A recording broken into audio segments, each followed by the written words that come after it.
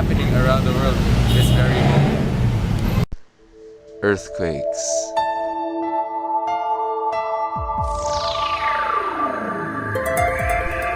tsunamis,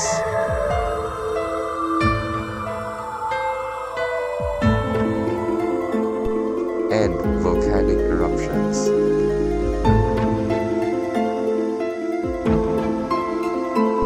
What is happening to the world?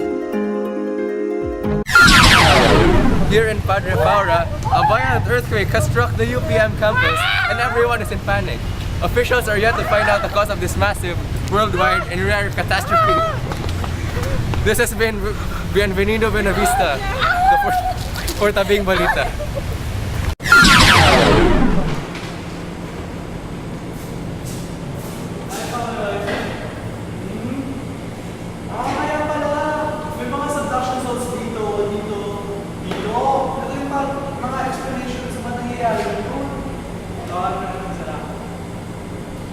Hello? Heroes, time for Plan Z.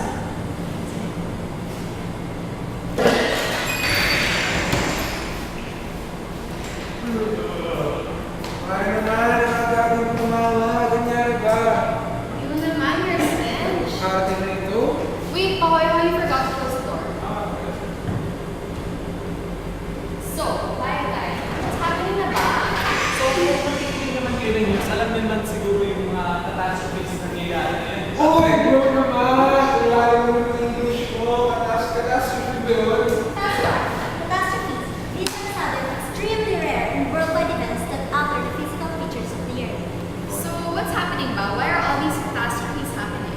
Kasi kung tingnan natin lahat ng mga nangyayari, parang connected naman lahat. Yung volcanic eruptions, yung earthquake, yung tsunamis, parang nangyayari naman sa iba't ibang plate boundaries ng mundo.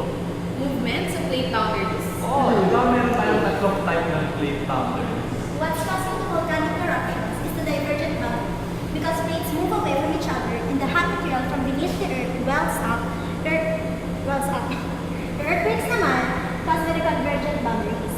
As the plates move towards each other, napupunta yung oceanic crust beneath the continental crust.